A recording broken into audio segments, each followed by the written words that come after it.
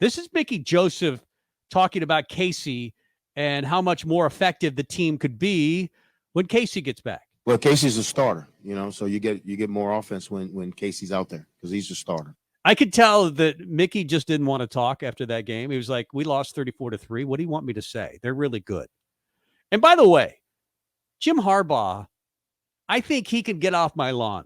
I'm gonna make that nomination early on. Last week he was hugging our coach to death, like hugging the stuffing out of him. PJ Fleck. PJ Fleck was doing that. This week, Harbaugh doesn't even shake the hand. I mean, he barely walks by, and you need something in between. PJ Fleck, he got off my lawn because I begged him to last week after hugging the stuffing out of our head coach. And this week, it's just Harbaugh's barely shook the hand of Mickey Joseph. And I just thought, what a jerk. I don't like that guy. I've never liked that guy, but whatever. But anyway, he was in no mood to answer a lot of questions. And yeah, he that's the right answer. Hey, Casey's a starter. There's a reason he's the starter.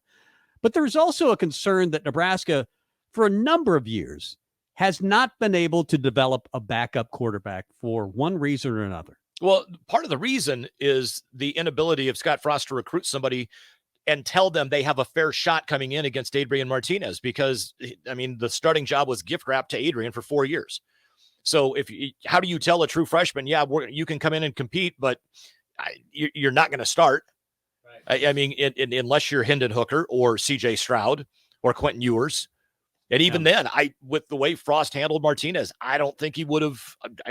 I seriously think it still would have been Martinez. And let's face it, Logan Smothers was injured. He mentioned that Logan was injured. He's been dealing with an injury.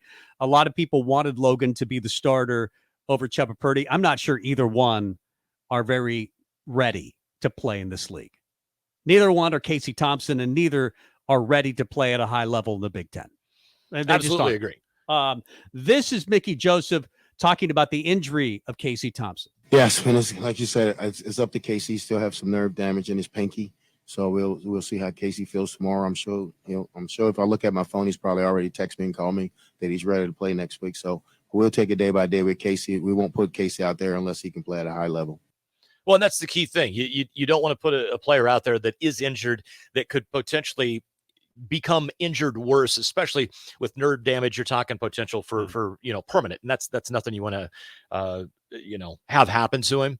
And when to start the show off, we had John on, and he had mentioned that he's tired of Mickey Joseph and his audition's over, and we just need to move on and hire a coach.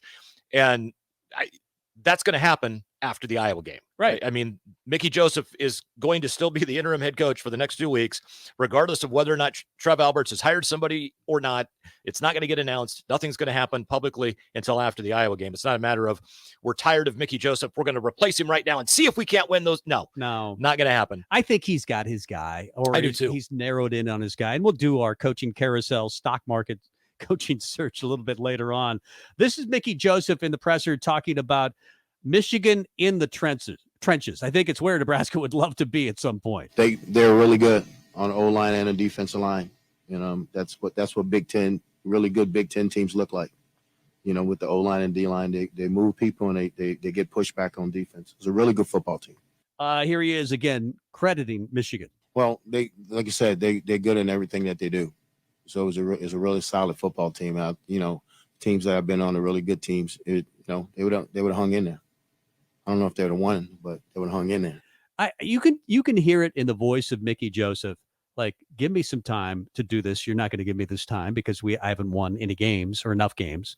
But you can tell in his voice he wants this gig. I think I'm hearing in his voice, man, if you give me some time, give me a chance to recruit, we could be really good. I'm confident I can get players here. I think he knows that he's not going to be the head coach. I think he also knows that if he wants to be a coach on the staff, he can be that.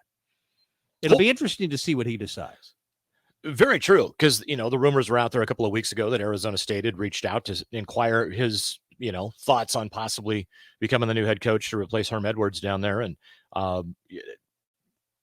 There's all kinds of. I mean, we had the rumor on Friday that Deion Sanders is in final contract negotiations, and Strick shut that down pretty quickly, didn't he? Yeah, it's pretty easy when your ex-wife was Deion's ex-wife as well. So they're friends, and they've been friends he for a long literally time. within 2 minutes texted Deion and got an answer. No, not gonna do it. Wouldn't be prudent. I think it was something along the lines of "No truth to the rumor, my brother."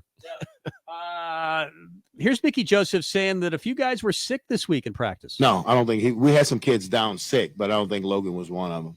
We had about 3 or 4 downs with the stomach virus. All right. Let's see. Let's just go through a few of them. They're all short answers, as you can tell, so it won't take very long for Mickey to get through this press conference. I think the whole thing lasted maybe 5 minutes. Talking about Anthony Grant, Mickey Joseph. I thought it was better. I thought he was better, but it wasn't much room in there. We wasn't getting much push off the line of scrimmage. So just telling the backs, once you get in, you see it, you got to go because it's not going to stay open very long. Well, credit to Michigan. And that's the key thing is plant your foot and go north or south. The east-west stuff does not work against a defense like Michigan's. And there were a couple of runs where Anthony did that. There were a couple of runs that he did not do that.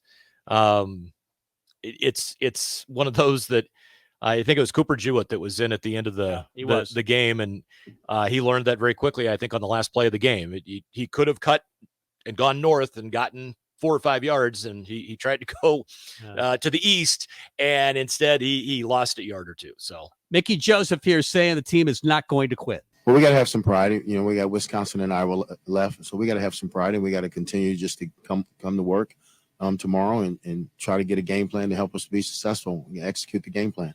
But we got to keep going. We're not going to quit.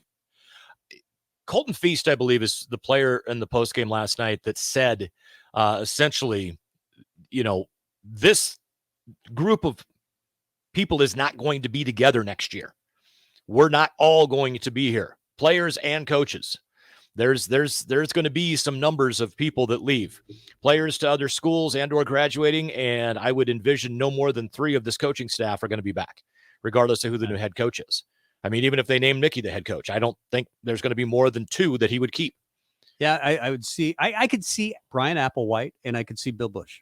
Yeah, and that's about it. Travis Fisher, in my mind, is one of the best secondary coaches. Yeah, you could make an argument for Rude. I think Barrett Rude's a good coach and will land on his feet somewhere. Yeah. And I think Travis Fisher is a great coach. But, you have your own tastes as a coach of who fits on your staff. And who knows what Mickey is thinking in that regard. I mean, we're all just guessing. Yeah. We have no idea. Mickey talking about recruiting being the current problem with this team. Recruiting. We have to recruit better. Yeah. Every position. You're 3-7. Every position. We have to recruit better as a staff. And we will. And there are a lot of people that say, well, you don't need 4 stars. You don't need 5 stars. You just need to develop. Take all guys from Nebraska and just develop them. I'm related to a couple of people that say that. And I'm not saying it's completely untrue. Development, there is a part of it. Iowa's been doing it for years. They develop guys. They take a lot of 3-star guys, but they're still 3-star guys. They're not 2-star guys. And Wisconsin has done that for years. They've taken 3-star guys and they develop at a very high level. But I don't think the target should be Iowa or Wisconsin or Purdue or Illinois. No, you just played the target. You played the target. Michigan, Ohio State. You should still want to win a Big Ten title, and that means competing for a national title if you do that.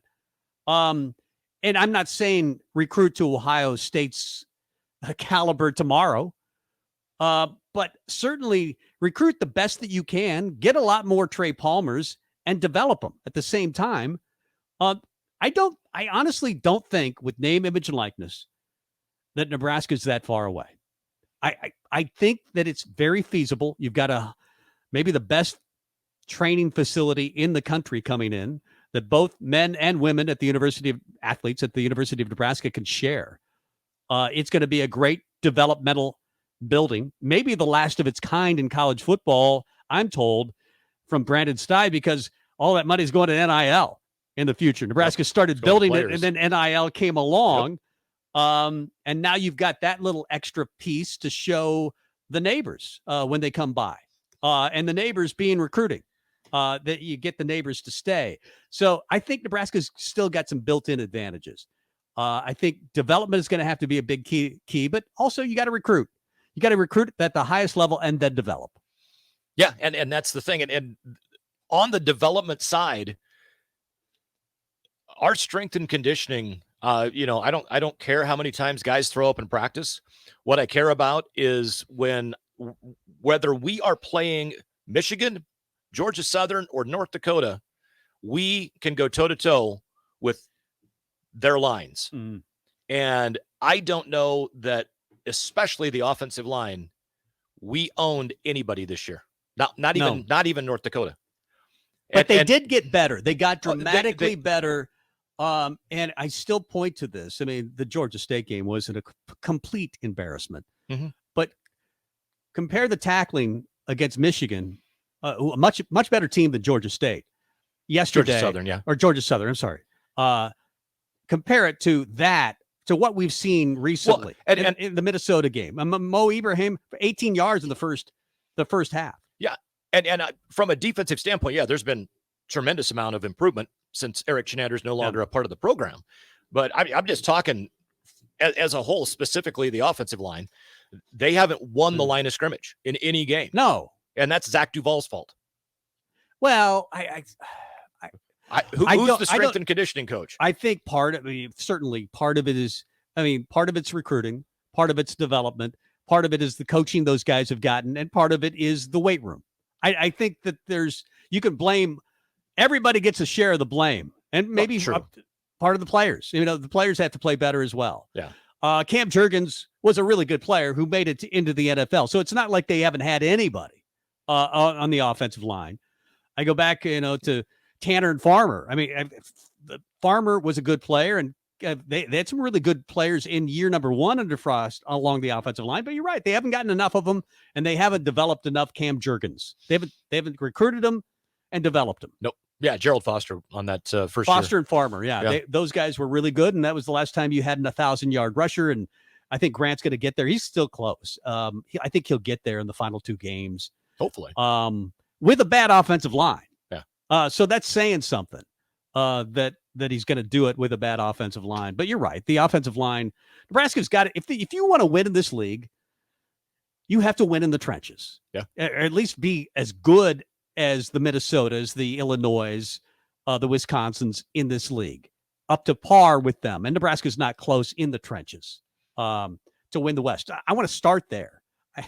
I'd like to ultimately get to where Ohio State is, where Michigan is, where Penn State is. Hell, that would be nice. But you just start in the trenches. If you're the next coach, that's where you have to start, I think, building Nebraska.